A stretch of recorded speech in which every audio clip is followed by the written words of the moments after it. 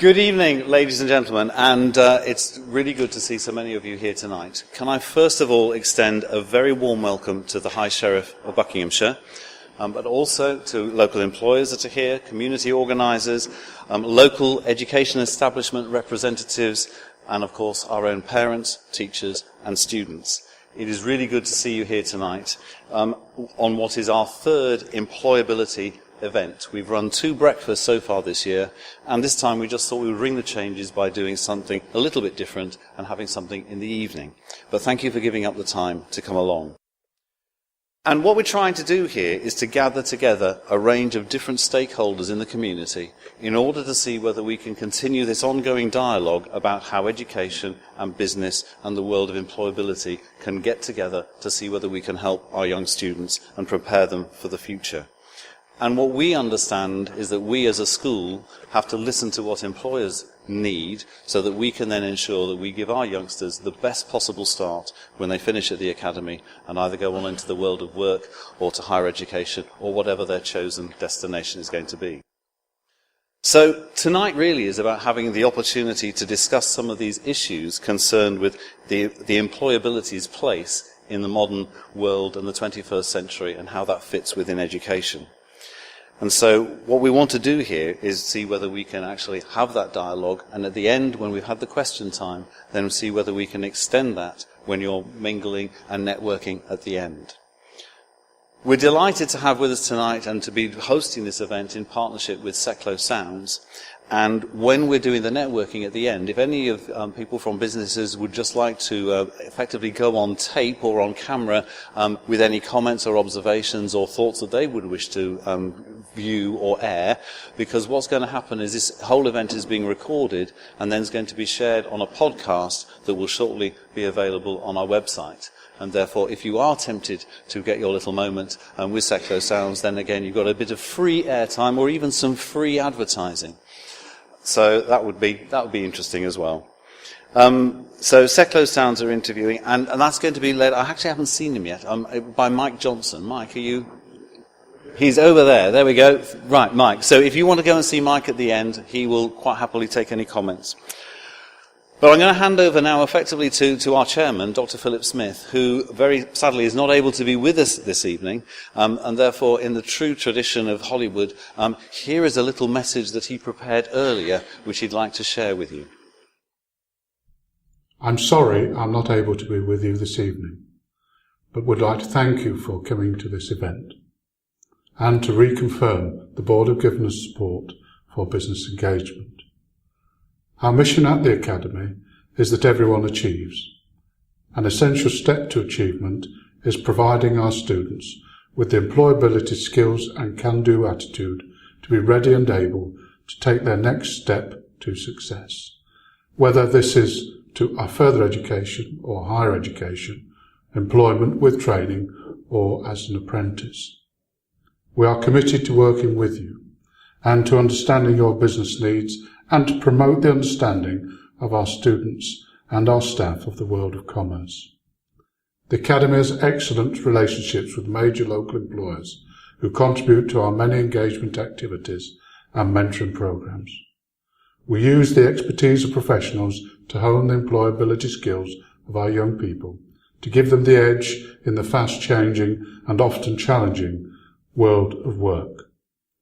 Our business engagement strategy involves working in partnership with local employers to bring excitement and relevance to the curriculum by providing solutions to real problems.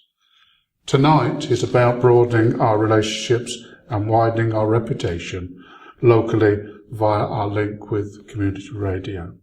Thank you again for coming, and I hope you have an enjoyable and prosperous evening. Thank you. It's now my great pleasure to introduce to you the High Sheriff of Buckinghamshire, who's going to say a few words. Thank you very much. I'm here really just to celebrate the fact that the MK Academy is developing this three-way partnership and on a very, very exciting journey. And I like very much when I read the charter statement that it's a very equal partnership between business, the school and the students, because it's so important for students, those who are here, that you'll take full ownership of this, because it is your future, and everyone is working for your future, that you can seize it.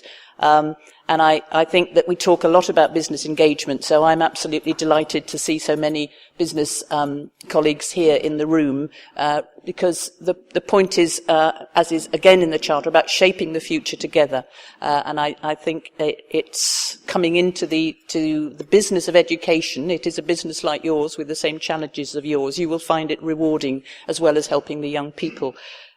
In my travels, I'm 2.5 months old as a High Sheriff, and one of the things I do is travel up and down the county, and I look at a lot of the public services, at the courts, and as well as businesses of charities and all the organisations that make our city of Milton Keynes and our wider county the interesting place. I went to the Business Awards in Buckinghamshire. I've been to the Business Awards that Phil arranged here so successfully.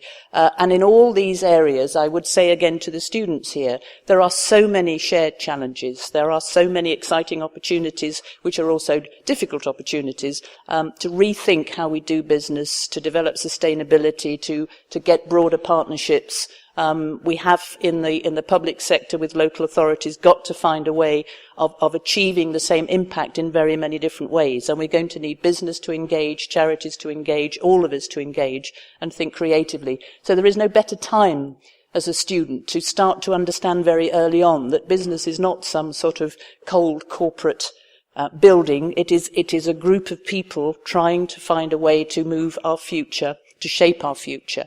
And again, I read in your the MK Academy Charter this whole idea of shaping the future together.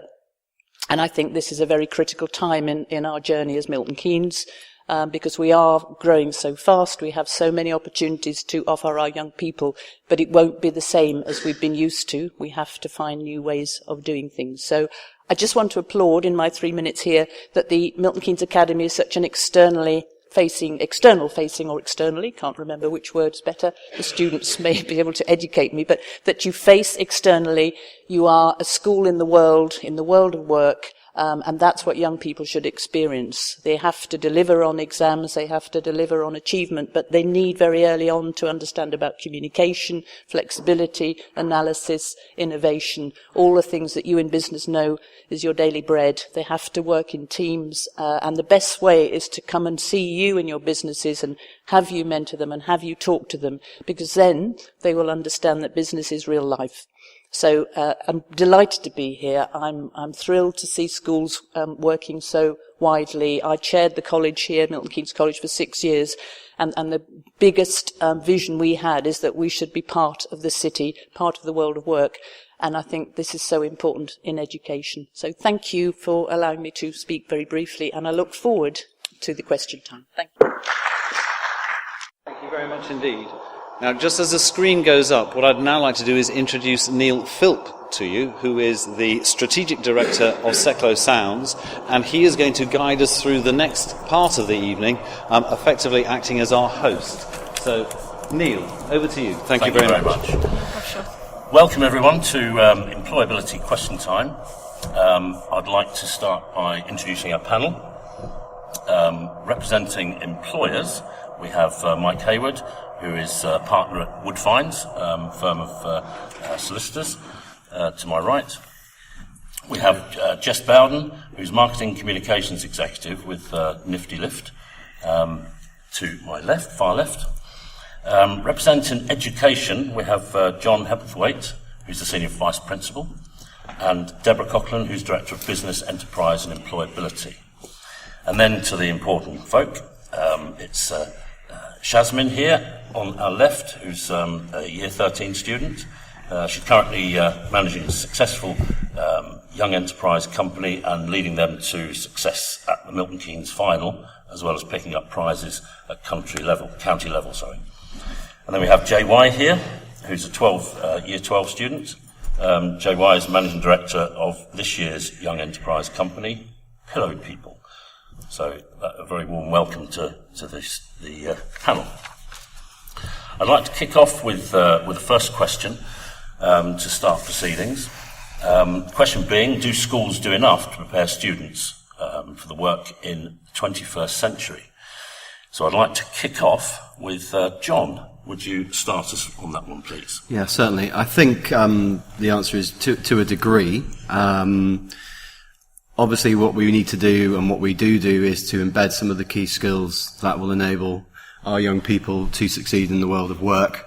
Of course, the key skills often are based around literacy and numeracy, and a lot of our curriculum is based around that. Clearly, lots of our curriculum is based around vocational learning as well. Things like business studies, computer studies, science, design, technology.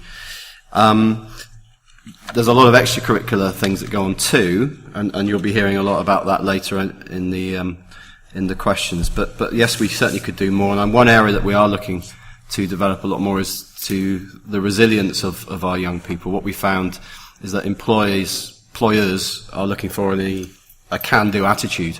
Many of our learners don't naturally have that, and we want to develop their sort of character, if you will, so that they are more resilient to knocks. They learn from mistakes, and in fact mistakes can be a good thing because it makes you learn more and it makes you stronger in the future. So we're already developing programs for the next sort of 2-3 years on that.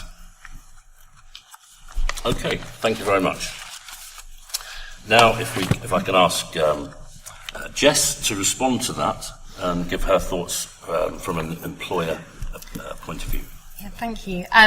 So, like John said, there's always room for improvement here, but I think that the schools are becoming more and more proactive, especially over the last couple of years, and with our experience of working with schools, we're seeing a lot more involvement, especially from an employee's point of view as well, having ambassadors that go out and actually get involved with the schools and helping the students kind of realise what opportunities are out there, but also helping them to prepare for those opportunities. Like we send our ambassadors out to do mock interviews, help with CV writings and do career talks, and just creating that connection between the students and the employees to kind of making them aware of what opportunities are available.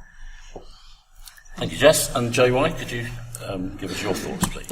Yeah, I know that our school does quite a lot to get us ready for the workplace, like Ms. Cullen organising the Futures programme, where there's internships, there's work experience opportunities, and there's business mentors coming in and giving students advice on how to work in the workplace, and I think a lot is done, yeah. Good. Well, it's interesting from my perspective. I've employed many hundreds of people in my career, and I was interested to see the survey that was done recently, I think in November, and 21% out of all of the things that employers are looking for, 21% was a strong attitude towards work, with 19% on working as a team. So that's 40% out of 10 different elements. And if you think about the work that is done these days with helping people to think, work in teams, verbal communication represented 15%, with planning and organisation 14%. So you're talking nearly 70% of the qualities, and it comes to mind that if somebody was sitting there saying, well, what's the point in trying because I'm not sitting at the top of the maths class, then that speaks volumes. It should cause them to think again. Equally, if someone is the head of maths and they don't have a great deal of value for other people, then maybe that's something for them to think about as well. Anyway, thank you for that. I'd like to move on and ask Tom. He has a question for us. Where are you, Tom? Handily by the lectern. Thank you. I would just like to ask, what makes the ideal employee? Okay, thank you for that. Shall we start with Mike? Certainly. I ought to be careful here because there's a few employees in the audience of Woodfines. So they'd like me to say that they were ideal, but I suppose using that analogy, what makes a good employee? It's not about top marks, and it's something that, having worked with the Academy for several years now and other schools, we find really important to be able to get across to people and young students that it is not always about reaching the highest level. And of course, there'll be some teachers saying right now, of course it is, in the sense of coming back, we've got to reach academic levels, of course. But it's also explained to employees that there's a role for everybody. We're in industry, despite being a law firm. It's very easy to say, well, it's all about being a solicitor or a barrister or something of that nature.